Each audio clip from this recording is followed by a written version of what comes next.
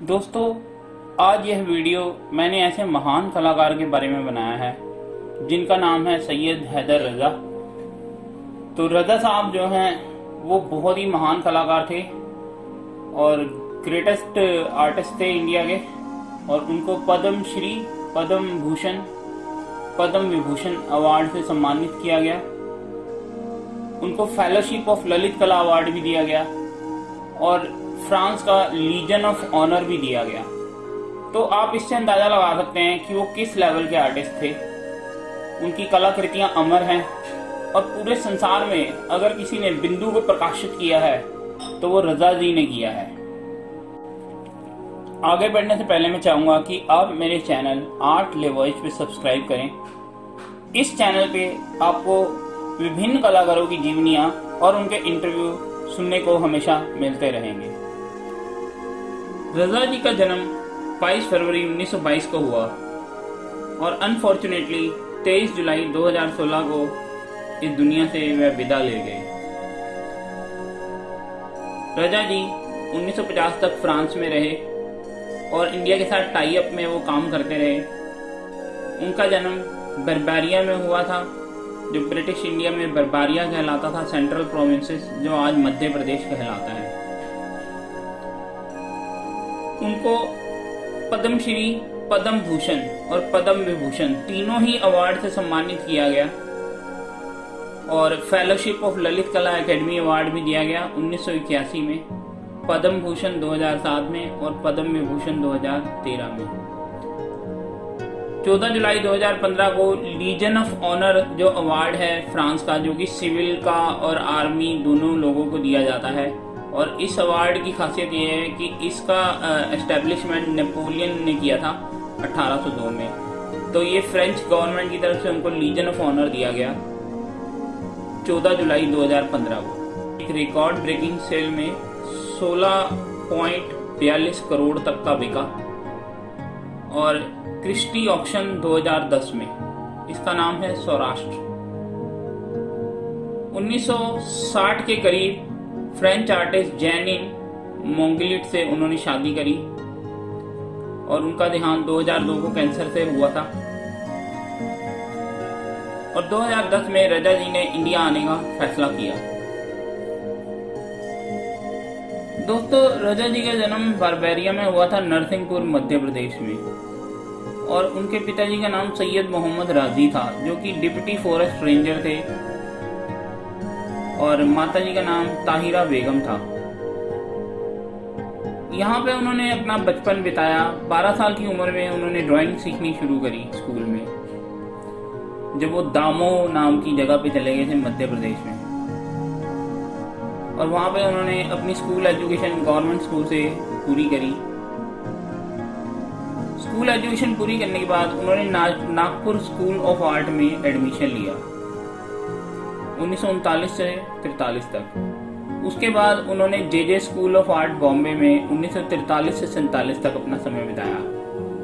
इसके बाद वो फ्रांस चले गए स्टडी करने के लिए 1950 में अक्टूबर में, और एकोल नेशनल सुपीरियर डेस बॉक्स आर्ट्स पेरिस के अंदर 1950 से 53 में उन्होंने स्कॉलरशिप ली, और पढ़ाई करने के बाद वो यूरोप चले गए, फिर वहीं पे रहे और वहाँ पे पेंटिंग भी करते थे और पेरिस में काम करते रहे।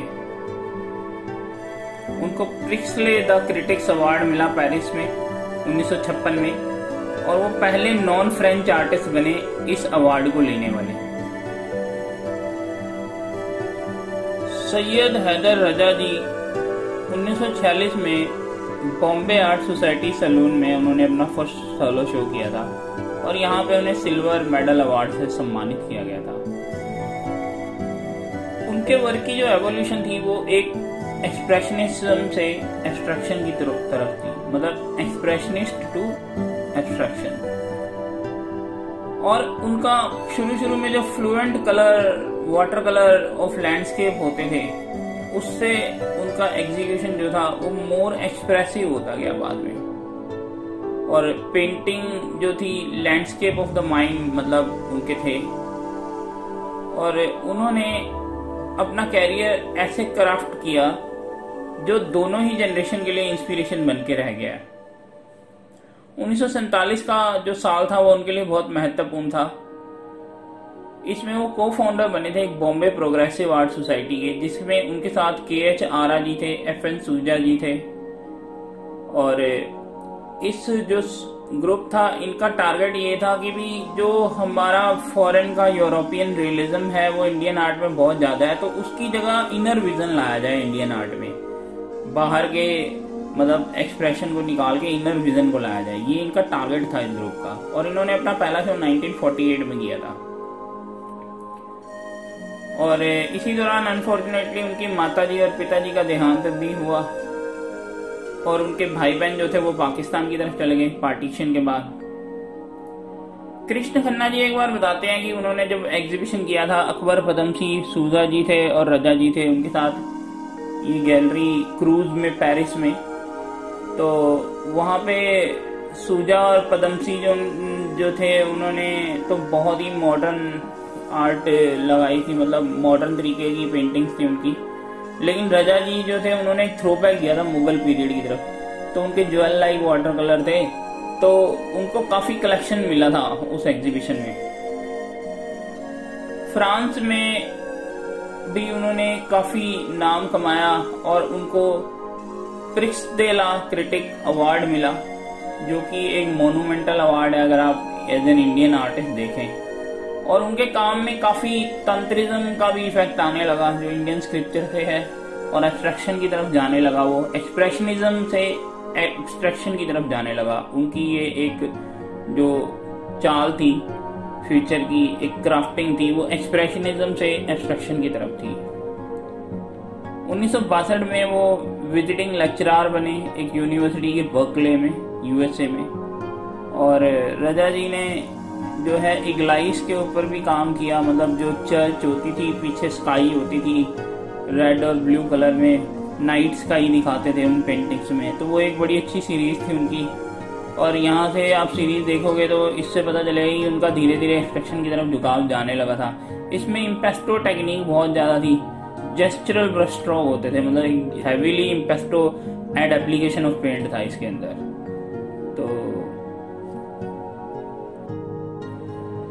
तो दोस्तों अब बात करते हैं 1970 की। 1970 में रजा जी का करियर एक बहुत बड़ा टर्न ले गया, क्योंकि वो अपने ही वर्क से फ्रस्ट्रेट हो चुके थे, उन्हें मजा नहीं आ रहा था काम करने का, और वो चाहते थे कि कुछ इसमें इनर विजन लाया जाए। तो एक रेस्टलेसनेस थी उनके दिमाग में, तो क्योंकि वो इसको प्लास्टिक आर्ट समझने लगे थे, तो उनकी एक ट्रिप थी इंडिया की 1970 में, जिसमें वो अजंता एलोरा गए, बाद में बनारस, गुजरात, राजस्थान गए।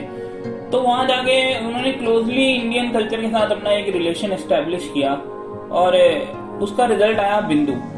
बिंदु का किस्सा शुरू करने से पहले मैं आपको बता दूं कि स्कूल टाइम में जब रजा जी की कंसंट्रेशन नहीं बनती थी, तो एक टीचर ने सामने बिंदु लगा दी और उन्होंने कहा कि आप इस बिंदु को देखो और इस पे फोकस करो, कंसंट्रेट करो। तो इस तरह से उनकी कंसंट्रेशन ठीक हुई। तो ये किस्सा उन्हें अब भी याद था। और बिंदु एक ऐसा मोड़ था उनके करियर में जो 1980 में आया, और करियर में पूरी तरह से मतलब एक चेंजेस उनके काम में भी आ गए और करियर में भी आ गए। अब उनके काम में इंडियन फिलॉसफी पूरी तरह से नजर आने लगी थी, और ये फिलॉसफी नजर आ रही थी बिंदु के रूप में।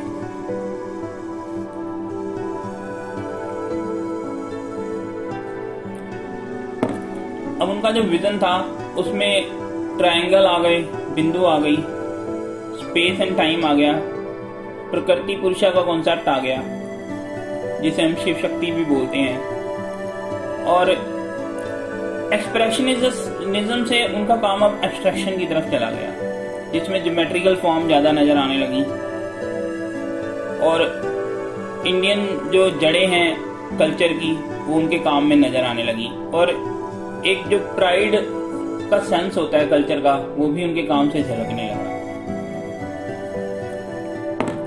2010 में रजा जी ने कहा कि जब ट्रेडमार्क बिंदु मेरा बन गया है काम का, ये सेंटर है मेरी जिंदगी का। अब उन्होंने एक्सप्रेशनिज्म लैंडस्केप पूरी तरह से छोड़ दिए थे और पूरी तरह से ज्योमेट्रिकल एब्स्ट्रैक्शन में आ चुके थे, और बाद में उन्होंने 2000 में कुंडलानी सीरीज बनाई जो बड़ी फेमस हुई। नागाज एक सीरीज थी उनकी, और महाभारत पे भी उन्होंने काम किया। रजा जी की एक बात मैं आपको बता दूं, ये उन्हीं का कोट है, my work is my own inner experience and involvement with the mystery of nature. मेरा जो काम है वो मेरे खुद अंदर का जो एक्सपीरियंस है वो है, और जो मेरा इन्वॉल्वमेंट है जो प्रकृति की जो रहस्य हैं उनके साथ और प्रकृति की जो फॉर्म्स हैं उनके साथ, वो मेरे काम में एक कलर में, लाइन में, स्पेस में और लाइट में वो नजर आते हैं।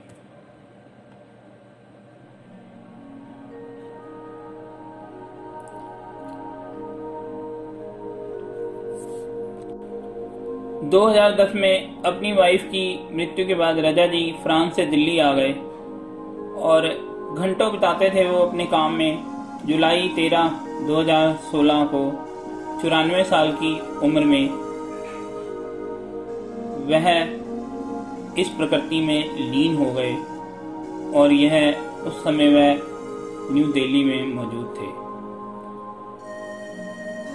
जुलाई 23, 2016 को वह इस दुनिया से विदा ले गए और प्रकृति में लीन हो गए। 94 साल की उनकी उम्र थी, और यह उस समय वह दिल्ली में मौजूद थे।